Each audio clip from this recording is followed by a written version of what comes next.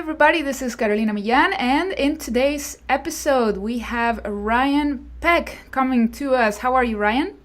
Good, Carolina. How are you doing? I'm doing great. So, just to give you guys some background, Ryan is a cold email king.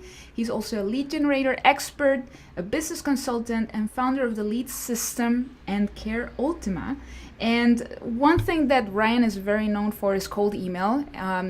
And that's something that we're going to touch on today because I've done a little bit of cold email myself to reach out to people, and it hasn't always worked out. So I'm really interested in listening to your strategies. But let's start with you sharing with us your story, how you got started in what you do, what did you do before, and how you landed that opportunity with Amazon. Yeah, of course, of course. Yeah, and first off, thank you for having me on your show. Appreciate it. I'm excited to be here, and so thank you. Excited to have you. Thank you, thank you. So yeah, so the story is kind of interesting how I got started with it. So about 3 years ago, I was doing the whole 9 to 5 thing, like a lot of people do, worldwide. Wake up in the morning, go to work, come home, watch some Netflix, go to sleep, wake up, repeat, repeat, 5 days a week. So that's what I was doing up until one day I actually ended up getting really sick. It was life-threatening. It came out of nowhere. And I ended up having it's called bilateral DVTs. What it is blood clots from my ankles going up to my groin, both legs top to bottom. And then multiple clots broke off, traveled into the arteries of my lungs, restricted the blood flow. That's highly fatal. But here I am, so I'm grateful to be here, to survive that. So that sidelined me for a long time. I ended up being on bed rest for a few months. I couldn't do anything, couldn't go out. I had a young 5-month-old baby. I couldn't even pick him up, nothing. And so it was a difficult time physically and emotionally. And so that was just 3 years ago? 3 years ago, yeah, Wow. May 2015, so a little over 3 years ago. Yeah. And but I was healthy. It just came out of nowhere. But so that sidelined me. That changed my life. And I realized then and there that, that can happen to anybody, anytime. You really don't know when something's going to happen, and just life's going to be turned upside down. So while I was literally in bed on my couch recovering for months, I had a desire to still grow my business, to try and move things forward. At that time, I kind of let things go for a while, and I didn't have any income. I didn't have any ad spend. I didn't have any marketing budget. I let things go. But I had that desire again, like I got to do this. I got to try and grow, my business, Care Ultima. So at that time, it wasn't my primary 9 to 5 thing. It was something on the side.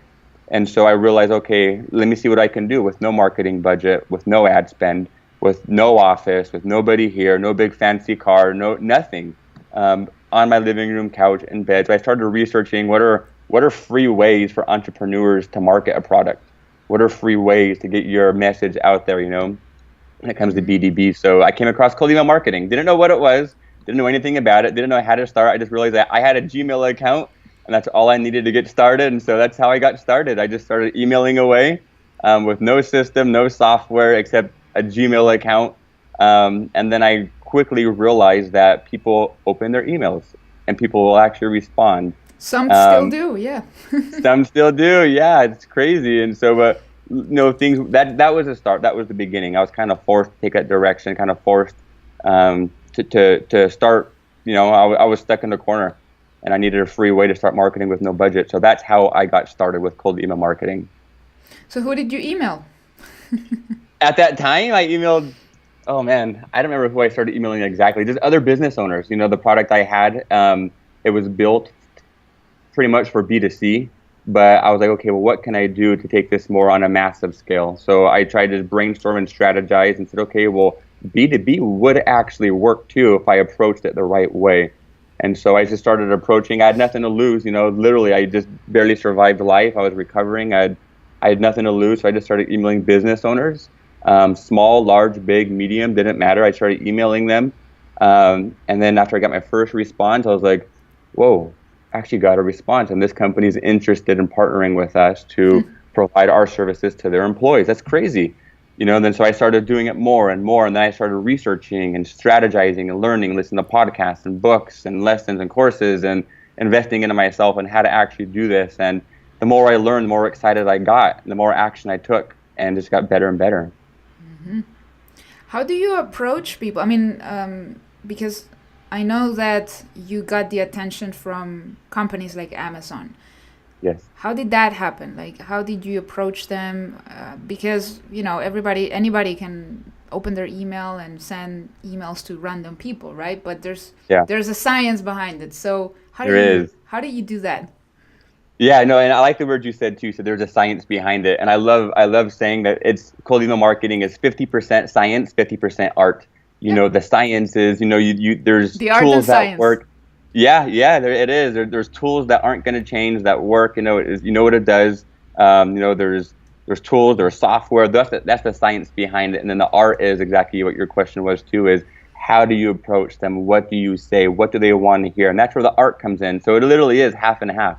50% art, 50% science. And so when it comes to these larger companies, I've been fortunate enough, I'm blessed enough to get the attention of Amazon. That's an interesting story in itself. Amazon, over a dozen Fortune 5 executives, 3 of the top Fortune 10 companies in the world have all responded to my emails requesting to meet and find out more about partnering. So I realized that when approaching these large companies, well, one is that they do open their email. So people need to realize that. People think that it's impossible. And at that time, when I was emailing these companies, these large ones too, I didn't have an office. I didn't even have a budget, to be honest. And I was emailing a lot of these executives literally either from bed or from a living room couch. But as they don't know that, they can't see you. As long as your message appeals to them and they can open it and the message appeals to them, you'll get a response. And that's the crazy thing. It doesn't matter how big they are. If they're Jeff Bezos, the CEO of Amazon, I emailed him. And I actually got a response back from his secretary on his behalf. And he's saying, okay, well, Jeff told me to respond, and this is what we're going to do. And sure enough, we ended up partnering with Amazon. So it works at the highest levels. And the thing is when you approach these larger companies especially, you just have to obviously approach them in the right way. And that's the science behind it. And it can't be salesy.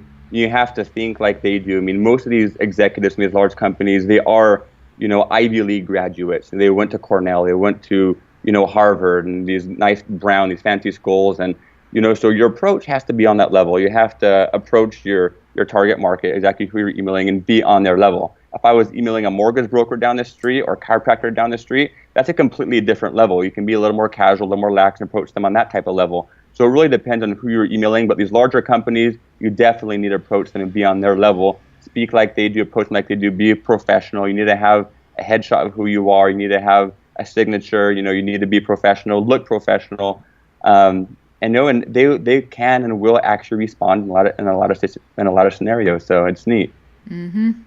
And you also need to, at least the way I have approached it, for example, when getting podcast guests, right? That seem how is this person ever going to reply? And sometimes they do.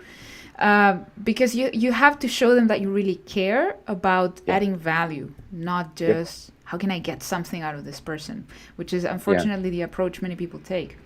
So how do you reflect that? How do you make sure that in your communication with people, they see that you care and not like, this guy just wants our attention or something? Yeah, no, very, very good question. And that comes down, I think, to the first phase. Whenever I do any cold email campaign, I have 3 phases. And the first is the research phase. You do the research of the company, who they are, and that goes down to the adding value, what they need in their lives and or their business. What are they struggling with? What are their desires? What are their pains? What do they want?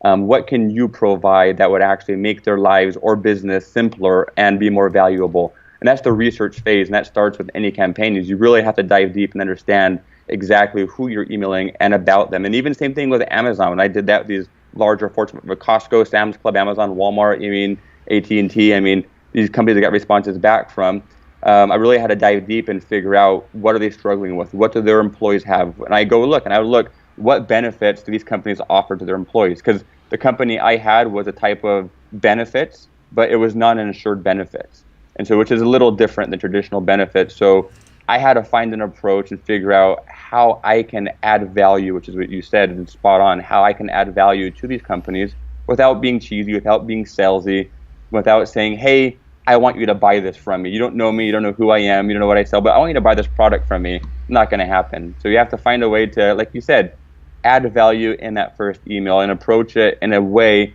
that maybe they haven't been pitched before. Not pitched, but approached before. Like, oh, this is interesting. Let me find out a little more. If you can generate that type of response, then you're good. Absolutely. Have you ever done something like, for example, send a cold communication to someone, but maybe with a video inside, or something that is out of the ordinary or that draws more attention? I have, yes, yeah, no, I have, and the responses are all this say depends on the niche and who I'm emailing. I've done that with 700 executives, and it didn't go as well. Maybe that just wasn't. That's not how they do business, you know. And I found out, you know, I didn't get responses, and but I'm sure there may be some that would respond to Yeah. these high executives. But statistically, and I always break down my statistics and analyze them and figure out what's working statistically. I didn't get responses with that. However, when it does come to the regular mom and pop shops down the street, mortgage broker, chiropractor, dentist, those type of everyday entrepreneurs I was emailing, they're more open to it. And that goes back to what I said earlier. You really have to know the audience and what level they are and pitch them on their level. Because when I did a video or I did like a PDF or a sheet, when I would pitch these executives from these high companies, you know, Fortune 500 companies, I use software that can track if they open up the document, if they look at it, how long they're looking at it for. And the majority weren't doing it. But when I would do the same thing for a different target market, a different niche, they'd open up a lot more. So it really comes down to who I'm pitching, who they are, and what level they're on. Yeah, that is incredibly important, like knowing your audience. And sometimes with certain companies, it's not the CEO who you're supposed to be talking to, but maybe the managers or someone else at a different level, because they're the ones who are going to become the client, maybe not the CEO. So, for example, with Amazon, who did you end up building the relationship with, other than, of course, Jeff Bezos? Like, who was the person that closed the deal? So when I started off, I would always email the manager, or if I'm emailing the marketing department, I would email the VP or president of the marketing department. If I'm emailing the HR department, same thing, VP or president. And then I realized actually Amazon is the way I realized something a little different. I emailed the department, their employee resource department or the employee resource division. They're the ones who handle all the employees' benefits and, you know, who they're going to partner with and bring on as partners and vendors. So I emailed them a pitch and no response. I emailed them again, no response, and again, no response. I think 4 or 5 times, no response. I'm like, man, like I really want to do this. You know, I'm really going to try and do it. And I always have the mentality, or I learned when it comes to cold email marketing, you have to have the approach that they are interested, but they're just busy, you know. And I get emails all the time, you know, on my phone every day. I get tons of emails, and sometimes if I'll be in the car or eating or something, and I'll open it real quick. Oh, that's interesting, but I don't have the time to respond. It's not that I'm not interested. It's just the timing isn't right for me to take the time and respond right there on my phone. And having that mentality where you're going to go and email, if you have that mentality, then you'll realize that you got to follow up. You're going to got to follow up it again and again and again, and you have to catch them at the right moment with the right message. And if you can do those two things, that's when you'll get a response. And so I realized this going into Amazon. I was emailing the head of the employee resource division or employee resource department, no responses. I'm like, okay, well, the message isn't right, the timing isn't right. I'm going to email the CEO directly, Jeff Bezos directly, which is kind of a shot in the dark. You know, he's one of the busiest managers in the world, most richest managers in the world. Yeah. But I did, and no response. I emailed him again, no response. And then again, no response. And then I think it was my third or fourth email, and I got a response. And his secretary emailed me back on his behalf, said, Jeff got your email, he read it, he reviewed it, he liked it, he wanted me to forward it to the right channels and departments for them to see if this is a good fit. So what happened was I was emailing someone down here, the head of the HR department, didn't get a response, so I went above them, emailed the person up here, Jeff Bezos, he liked it, and forwarded this department my message and said, I want you to take care of this or look into this. So now they had no choice but to look into it. You know, and then long story short, it took after about 32 or 33 emails of, you know, following up and pitching and stuff, I finally got a response back saying, yes, you are an official partner of Amazon, which is fantastic. Cool. So that's kind of the story. And I realized that, yeah, I like to pitch actually the CEO, the president directly and get their attention, because if you can get their attention, they're going to forward it to the lower departments and make them take the time to respond back to you. Yeah. Yeah, and then they have no choice. But, oh, no, this is the guy I turned down 5 times. Exactly. Now I have to talk to him. Exactly, exactly. And I just had a recent experience too with another company. They do $1 billion a year in revenue, and the CEO, after the fifth email, the fifth follow up, he finally emailed the CFO, which I tried pitching earlier, but no response. And he told the CFO, "I want you to respond back to him." So the CFO had no choice but to respond back to me, and we talked. So it's just very interesting how it works. So that's a strategy. It was a learning experience for me. It's an unorthodox strategy, but the learning experience taught me that going as high as you can get the best results. Absolutely. Yeah, definitely. I know that you write for Entrepreneur Magazine, so I'm curious about who you contacted to make that happen. How did you build the relationship? How did that work out? Yeah, a great question. And the story is a little similar to the Amazon one, where I was pitching. So at Amazon, you can submit your articles, or when you pitch them, or not for Amazon, for Entrepreneur, large publication, you can submit your articles, pitch them, and if they're interested, you'll get a response. 99.9% aren't going to get a response. It's just super hard. So I was taking that traditional route. I was pitching and pitching and pitching and pitching. I think I pitched, I don't know, 4 or 5 times over a period of like a year, maybe, or 6 months to a year.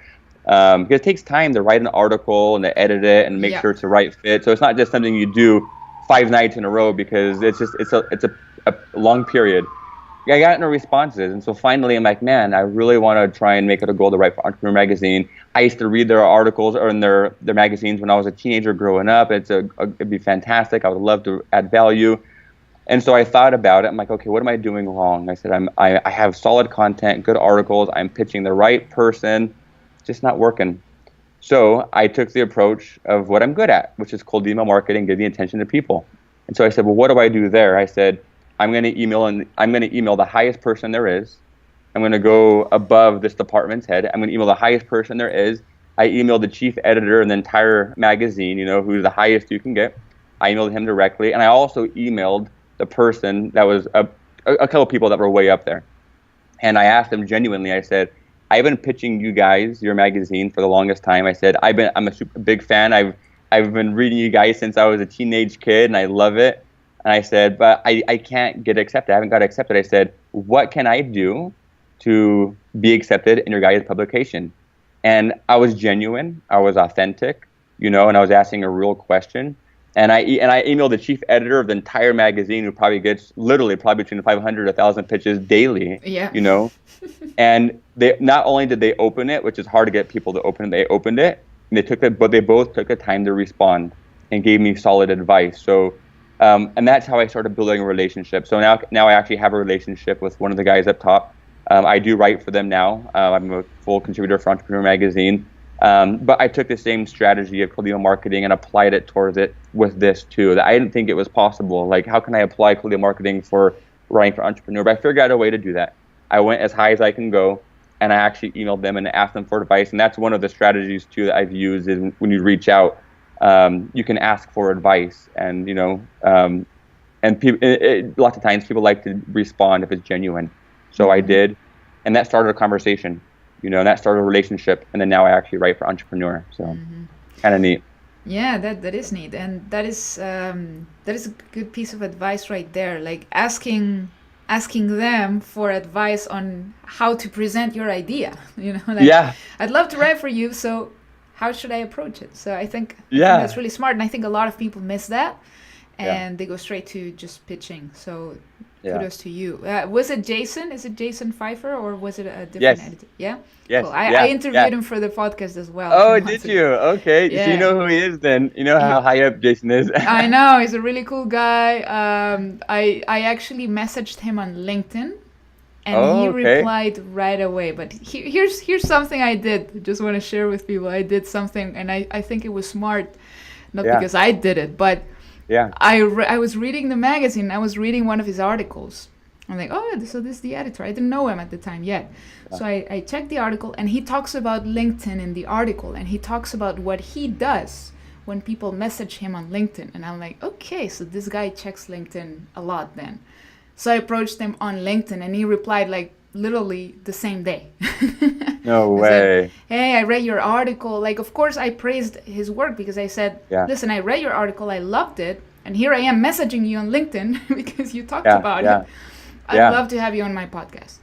And yeah. he said yes. So, and then he invited me to his office. I was actually in New York City Oh like wow. 3-4 weeks ago, and checking out the office as well. So that was No really cool. way. Yeah. Wow. I'm not yet at the level where I am contributing to them. I didn't want to ask him for that. Yeah, yeah, yeah. But eventually, I that's what I would love to do. So I was curious about how you did it. Yeah, yeah. Well, Yeah. you started the relationship, so that's Yes. you're there. Yeah. That's So awesome. I love it. yeah. So that's what I'm working on. I'm still building the relationship with him, and hopefully one day when I have an article that I can go ahead and say, hey, so what would it take to get this published?